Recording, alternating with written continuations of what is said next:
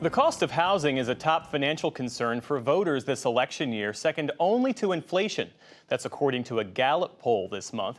It comes as home prices in the U.S. jumped 6.5% in March compared to a year earlier, making it the sixth time over the past year that home price index has hit a new record high. All of this as interest rates remain at their highest levels in more than 2 decades. I spoke earlier with Alex Horowitz. He's project director of the Housing Policy Initiative at the Pew Charitable Trusts. Alex Horowitz, thanks so much for being with us. Hey, glad to be here. So one indicator of just how tough this housing market is, the number of first-time home buyers who are relying on their parents to co-sign loans or to help with down payments. It's as high as it's been in at least 30 years. That's according to a Freddie Mac analysis of loan applications. What are the implications? So right now, home prices are about the highest they've been as a share of income. And with interest rates being this high and a structural shortage of housing affordability has gotten awfully tough, and it is very tough to crack into this market as a first-time home buyer. And it strikes me it also widens the divide between those who can afford a home and those who can't. So we see that people who are previously homeowners have equity in that home. And so it's much easier to trade up to another home because the value of the home they're in has been increasing as well. But if somebody hasn't been in the market before, then it's tough to break in, and rents are also at an all-time high as a share of income. So saving up for a down payment has gotten the hardest that it's ever been because residents are spending so much on rent while they're waiting to buy. The U.S. is in a long-term housing shortage right now, with the construction of new homes failing to meet the demand.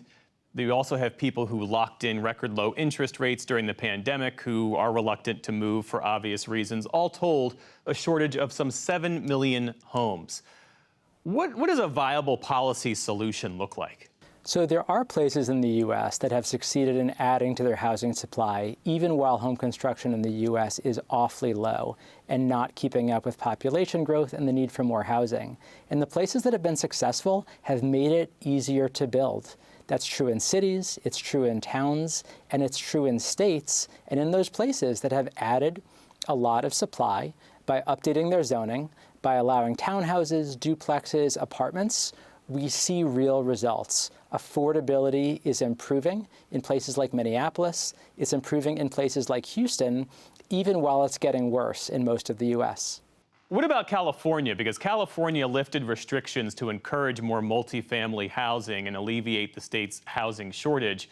But 2 years after that law went into effect, according to state data, as reported by the Wall Street Journal, the number of housing units completed is in the dozens. What went wrong in California? That California duplex law hasn't worked yet. And it often takes more than one try to get a state law right. California enabled duplexes. They're technically allowed, but they left jurisdictions lots of ways to block them. And again, we're talking about, at this point, individual homeowners looking at duplexes. And so it doesn't add enough to the housing supply only to allow duplexes. That's not a viable solution, but really it's local regulatory barriers to those duplexes that haven't been fixed in the state law. When California first legalized accessory dwelling units, so that's a basement apartment, a backyard apartment, a garage conversion, they didn't get many. And it took until 2017, after they started trying in the 80s, until they started getting serious building of accessory dwelling units. Now more than 100,000 of those have come online in California, but they needed a very strong state law in order to produce them.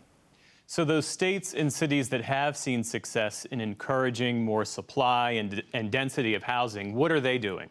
The foremost tactic that has worked has been to make it easy to build apartments near commerce or near transit, because builders are ready to build apartment buildings. They know how. The main obstacle is that the permitting is very difficult because most land doesn't allow apartment buildings because of local regulatory barriers. But we see that the cities that have made the most progress in improving affordability have said yes to apartment buildings. They've said yes to it as a matter of right in their zoning, so that builders know if they submit an application to build an apartment building, they're going to be able to do so. And now we're seeing states start to model their laws on the success of those localities, with 5 states now making it easier to build apartments on land that's zoned commercial. And that has a lot of potential to add to the housing supply, even though all of those state laws are very recent. So we haven't seen them have a big effect yet. Alex Horowitz is the project director of the Housing Policy Initiative at the Pew Charitable Trusts. Thanks so much for being with us. Thanks a lot.